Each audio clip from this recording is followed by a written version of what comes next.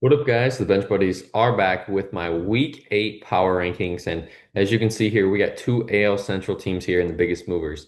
Tigers moving up 5 spots with a dominant week last week. Then the Royals moving down 4 after a bad week, after a really good week before then. But we got to look at the stories of the week last week.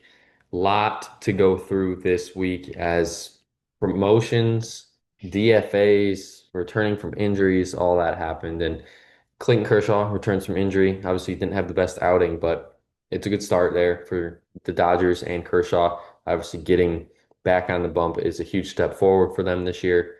Um, then on the other side, you got Ben Joyce out for the year with a right shoulder surgery for the Angels. So one side of LA is happy, the other side not so much because that's one of their better relievers and pitchers in Ben Joyce. And then keeping it with the Dodgers, they promote Dalton Rushing and DFA Austin Barnes, and you can add Chris Taylor to that list. Getting rid of the veterans that haven't been producing, bringing up these new guys that can produce. They're not going the sentimental way of keeping these guys on the roster just because they've been there so long. And I like it because I think, you want to play to win, and Dodgers obviously have that window right now where they can and will more than likely win for a lot of games this year. Then you look at the signings. Brewers signed Eddie Rosario, which is a great signing for them. Can play a little infield as well, but mostly will play outfield. Yankees signed a starting pitcher, DeScalfani. Obviously, he's a little weathered, but it's help for that team right now. Royals signed Rich Hill for his 14th team, I think it is. Um, I mean, he's 45 years old. I don't know how much you're going to get out of him except a lefty arm. That's pretty much it. Then you have MLB reinstating Pete Rose, Shoeless Joe Jackson, and all the others. After his passing, MLB came together, and more than likely they'll be able to enter the Hall of Fame in 5 years if they get selected. Cubs promoting Moises Balestros. I don't know how to say it, but he's a good prospect for the Cubs. Catcher DH, provide some depth to that position after Carson Kelly has cooled down. Orioles finally fire Brandon Hyde. I think it was long overdue. Justice, my Orioles fan out there, he wanted his head last year, wanted him gone because he doesn't make the best decisions. And then this year, awful start.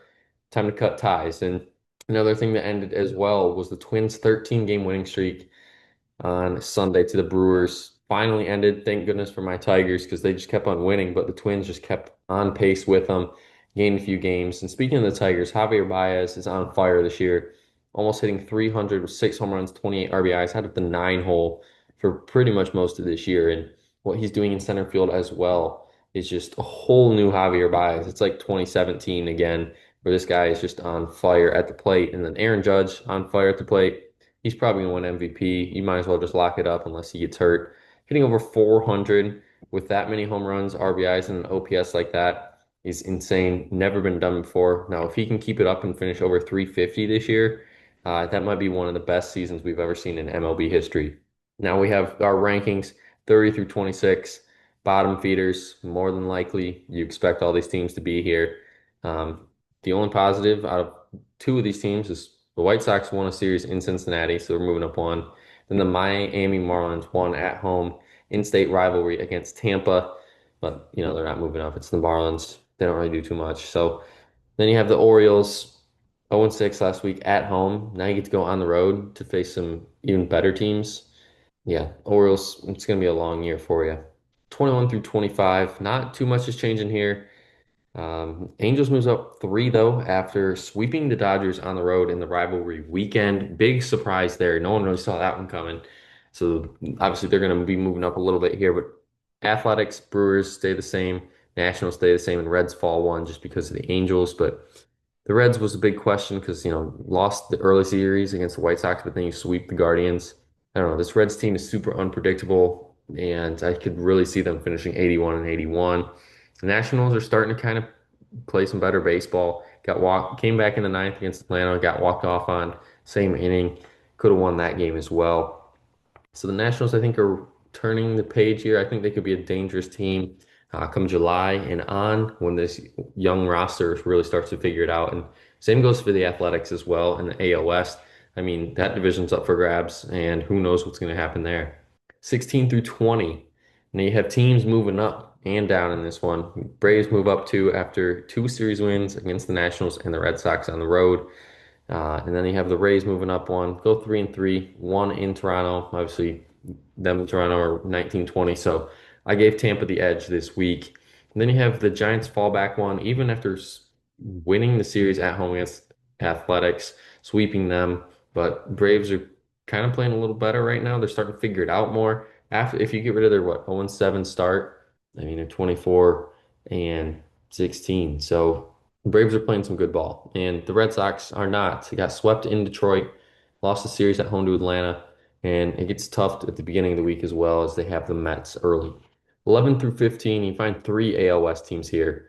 Mariners, Astros, Rangers. Now the Mariners are in first place, but for how long? That's going to be the big question.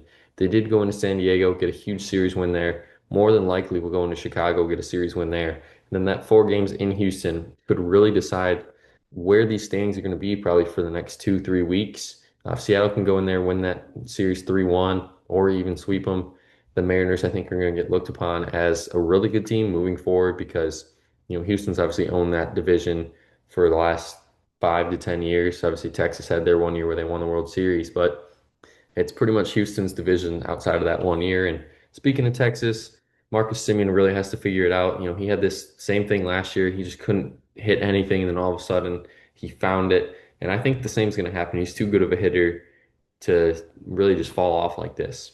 6 through 10. Now, this is where I think you can rank any six or any of these teams in the top 10 in any spot based on what you think. Diamondbacks, Padres, they're right there, 9 and 10. Padres had a bad week, got swept, so they deserve to fall. Diamondbacks could be up more, but with the Cardinals and the Twins just on fire recently, I don't know. It's kind of hard to rank all these teams here, and that's just kind of where I fell, especially with the Twins, like I said, with their 13-game winning streak.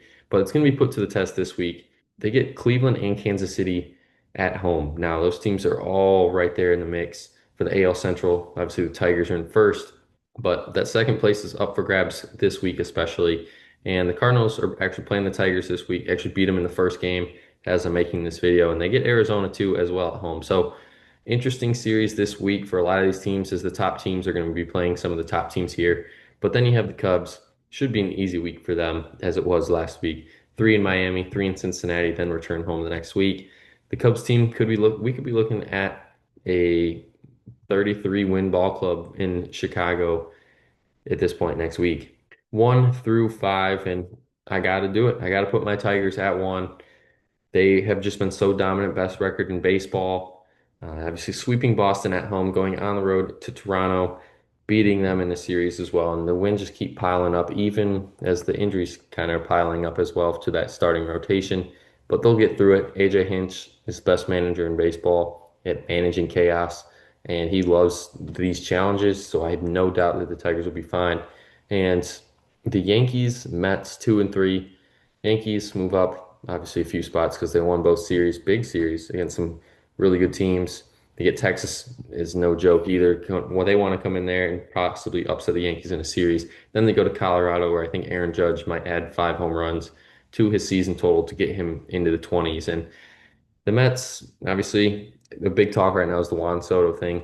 Does he even care anymore? Making all this money. Looked like he showed no effort, and take it as you is, but it's May. It's early. People were like this with Trey Turner with the Phillies the first year. He struggled, and then everyone was like, is this the worst contract over? He's got what, 10 more years? So let's not overreact here. I get it from media standpoint. They just want to talk about something, but Mets are fine. Look at the record. They're 29 and 18, half a game up on the Phils heading into this week. Get Boston and LA. I mean, enough said there. Tough series there for the Mets, but as long as Pete Alonso can keep hitting the way he's hitting along with Lindor's play, this Mets team is going to be a force come July and on because I think they would be the top team out of all these teams here that would add a legit starting pitching because they need it. And then the Phillies, I guess they could need one too, but they have Aaron Nola who's just can't figure it out right now. One of the worst ERAs in baseball. He'll figure that out as well, and especially this week. He might figure it out in Colorado because 4 games in Colorado, I get that you might give up a lot of runs, but Colorado's not that good of a team either. So maybe they can give him some support so he doesn't have to feel like he has to be high in that game.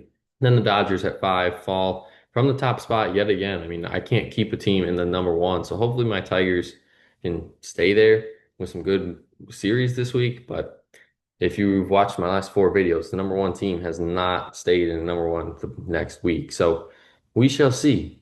But the Dodgers have a chance to get back up there. If they can go 5-1 this week, sweep a team, if they sweep the Mets in New York or sweep Arizona at home and win the other series, those Dodgers might be all the way back up to number one because of that tough competition. And same kind of goes for the Mets as well. That's going to be it for my week 8 power rankings. Check back next week to see where your favorite team ranks after another week of baseball. But until the next time, the bench buddies are out.